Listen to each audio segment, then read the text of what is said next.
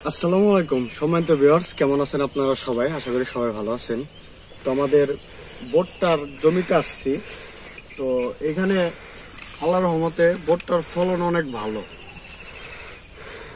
কয়েকদিন আগে যে ঝড় গেছে, ঝড়ের ভিতরেও আল্লাহর অশেষ রহমতে আমাদের ভুট্টা গাছের তেমন ক্ষয়ক্ষতি হয় নাই। অনেকের ভুট্টা খেতে প্রচুর ক্ষয়ক্ষতি হয়েছে, ভাঙ্গা পইরা গেছে। তো আমরা আসলে চাইতেছি, অনেকে আছে গরুর খাদ্যের জন্যে আপনারা এরকম ভুট্টা গাছ কিনে নিয়ে যান। তো আমরা যদি আসলে এরকম ভালো একটা দাম পাই, তো আমরা এই ভুট্টার ক্ষেতটা বিক্রি করে দেব। আর এখনো ভুট্টার কলাগুলা বাদাগুলা যে এরকম আছে, এই যে দেখেন, মাশাআল্লাহ অনেক ভালো সাইজ আছে ভুট্টা।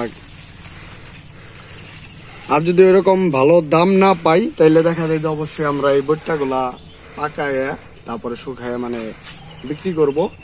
আর পাকাইলে একটা সুবিধা কি, দেখা যায় যে এই গাছগুলা পরবর্তীতে আবার লাকড়ি হিসাবে ব্যবহার করা যায়।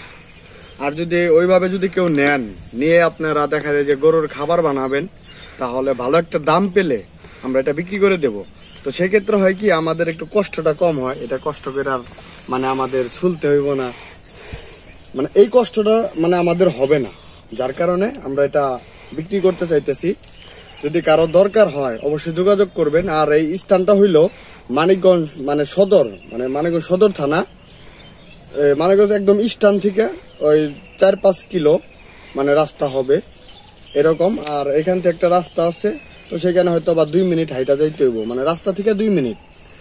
তো কেউ যদি গাড়ি নিয়ে আসেন, তো সেক্ষেত্রেও নিতে পারবেন এইগুলা। আপনাদের আবারও একটু দেখাই দেই আমাদের ভুট্টা ক্ষেতের। আর ভুট্টা গাছগুলা মোটামুটি ভালো বড় হয়েছে। যদি কেউ এই ভুট্টা সহ ভুট্টা গাছ কিনতে আগ্রহী থাকেন, তো অবশ্যই যোগাযোগ করবেন। আর ভালো থাকবেন, সুস্থ থাকবেন। ধন্যবাদ সবাইকে।